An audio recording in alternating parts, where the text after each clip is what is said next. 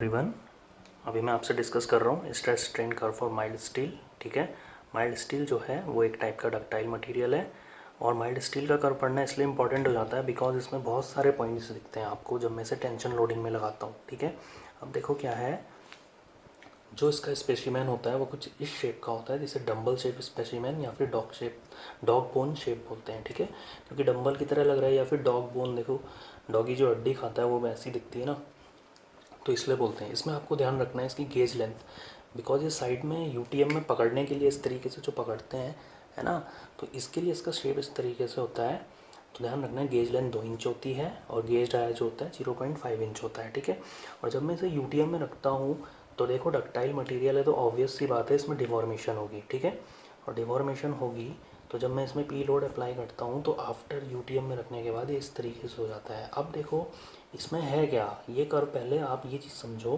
कि 2 टाइप के स्ट्रेस आएंगे यहाँ पे। एक आएगा आपका इंजीनियरिंग स्ट्रेस और एक आता है हमारा ट्रू स्ट्रेस।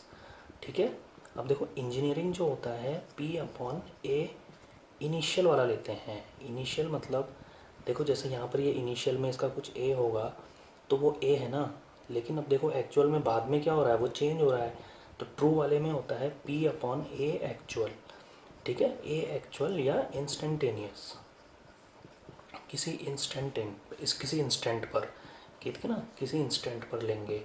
तो देखो जो इंजीनियरिंग होगा वो तो हमेशा सेम रहेगा ना, क्योंकि ए इनिशियल वाला ही लेके चल रहे हैं हम हमेशा, लेकिन ट्रू वाला जो होगा वो चेंज होता रहेगा। ठीक है, अगर मैं टेंशन लोडिंग की बात करूँ तो ये जो ट्रू आएगा आपका ये ग्रेटर आएगा किससे, इंजीनियरिंग से। ठीक है, तो अभी आप आएगा ना बिकॉज ए एक्चुअल कम होगा, देखो हर जगह पे चेंज हो रहा है। अब एक्चुअल में हम ये वाला लेते हैं बिकॉज हर जगह पे हम निकाल नहीं सकते बार बार एरिया, समझ रहे हो ना। तो ये जो कर्व है ये दोनों के लिए बनता है, बट जो हम लेते हैं वो इंजीनियरिंग वाला लेते हैं। ठीक है ना, इंजीनियरिंग वाला लेते हैं। अब देखो अब इस कर्व में है क्या, ये हुक्स लॉ है, जब टेंसाइल लोडिंग में लगा तो कुछ इस तरह से माइल्ड स्टील बिहेव करता है। ठीक है, देखो सबसे पहले ए पॉइंट इट्स प्रोपोर्शनल लिमिट, जहाँ तक आपका हुक्स लॉ वैलिड होता है। बी पॉइंट होती है elastic limit, C dash point upper yield point, D C point lower yield point, C D है yield plateau, D E strain hardening, E F strain softening और F पे fracture. ठीक है, ई है अल्टीमेट पॉइंट। देखो क्या है, ए प्रोपोर्शनल लिमिट मीन्स जब क्या है आपका जहाँ तक हुक्स लॉ वैलिड है, मतलब प्रोपोर्शनल लिमिट। ठीक है, बिल्कुल लीनियर वेरी हो रहा है। अब देखो उसके बाद क्या है, इलास्टिक लिमिट। इलास्टिक लिमिट मतलब क्या होगा कि जब आप यहाँ तक खींचेंगे और अगर आपने यहाँ पे छोड़ा तो ये अपने ओरिजिनल शेप में क्या आ जाएगा, वापस आ जाएगा। ठीक है, उसके बाद सी डैश है अपर यील्ड पॉइंट। अब देखो अपर यील्ड पॉइंट पे आने के बाद क्या होता है, जो स्टील है स्टील में आपका क्या होगा, आयरन होगा और कार्बन होगा, है ना, 2 अलग अलग मटेरियल हैं। तो यहाँ पर होता क्या है, कार्बन की बॉन्डिंग वीक हो जाती है जिससे कि कार्बन एटम्स आपके स्लिप होते हैं। यहाँ पर होती है स्लिपिंग ऑफ कार्बन एटम। ठीक है, और जब वो स्लिप हो जाते हैं तो यहाँ पे ये स्टेबल नहीं रह पाते, उसके बाद ये तुरंत सी पॉइंट पर आ जाते हैं, जो पॉइंट है आपका लोअर यील्ड पॉइंट। ठीक है, और लोअर यील्ड पॉइंट पर आ जाते हैं, उसके बाद क्या होता है, देखो ये वाला जोन आता है बिकॉज पार्टिकल्स आपके लूज़ हो चुके हैं। ठीक है, स्लिप हुए हैं वो। अब उसके बाद क्या होता है, इस पॉइंट पर आप स्ट्रेस भी नहीं लगाते हैं फिर भी हमारा डिफॉर्मेशन होता रहता है। ठीक है, ध्यान रखना इस पॉइंट पर क्या है, डिफॉर्मेशन होता रहता है।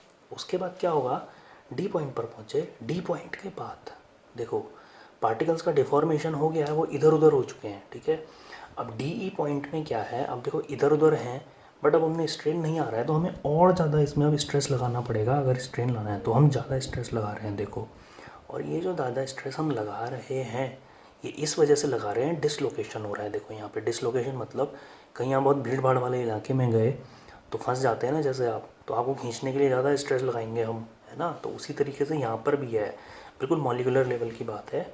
तो डी ई आपका जो हो जाता है वो है स्ट्रेन हार्डनिंग। ठीक है, उसके बाद ई एफ ये बिल्कुल पतला पतला और पतला हो जाएगा यहाँ पे।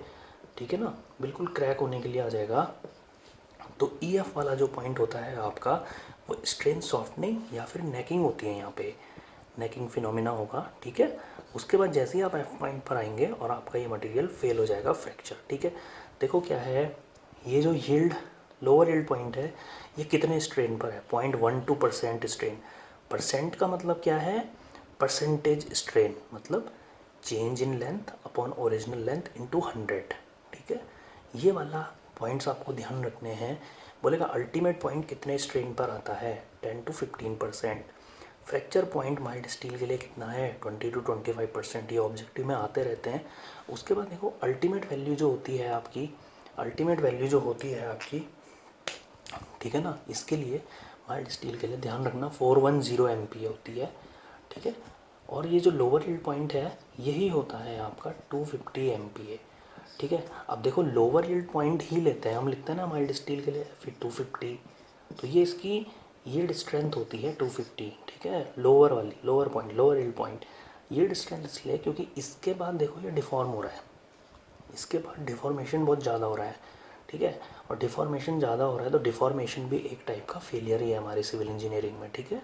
उसलिए हम क्या करते हैं, यील्ड पॉइंट तक ही लेते हैं इसकी स्ट्रेंथ। देखो अल्टीमेट बहुत ज़्यादा है लेकिन डिफॉर्मेशन हो रहा है ना, डिफॉर्मेशन हो रहा है, डिफॉर्मेशन भी एक टाइप का फेलियर है, सिर्फ टूटना ही फेलियर नहीं होता, ठीक है। उसके बाद तीसरा पॉइंट ध्यान रखेंगे आप यहाँ पे कि ये 186 MPa ये होती है एंडोरेंस लिमिट। एंडोरेंस लिमिट मतलब अगर मैं किसी मटेरियल को इसके अंदर ही इस रेंज में रखूँगा तो ये infinite number of load cycle में भी कभी फेल नहीं होगा, ठीक है। तो ध्यान रखना है एंडोरेंस लिमिट माइल्ड स्टील के लिए इतनी, यील्ड पॉइंट इतना 250 और अल्टीमेट जो होता है वो है 410 MPa, ठीक है। अब यहाँ पर देखो ये ट्रू है, ट्रू वाला देख रहे हो ज़्यादा है, तो इसका जो ये कर्व बनता है ना, ये देखो मैं इस पेन से बना देता हूँ, इसका ये जो कर्व बनता है ये थोड़ा सा ऊपर बनेगा, ये ट्रू वाला है बिकॉज एरिया कम हो रहा है, ठीक है। लेकिन स्टडी हम हमेशा इससे करते हैं, ठीक है ना। तो ये आपको इसमें समझना पड़ेगा, ये स्ट्रेस स्ट्रेन कर्व है, ठीक है। थैंक यू सो मच, आप एक बार इसको रिवाइज मारिए, ठीक है।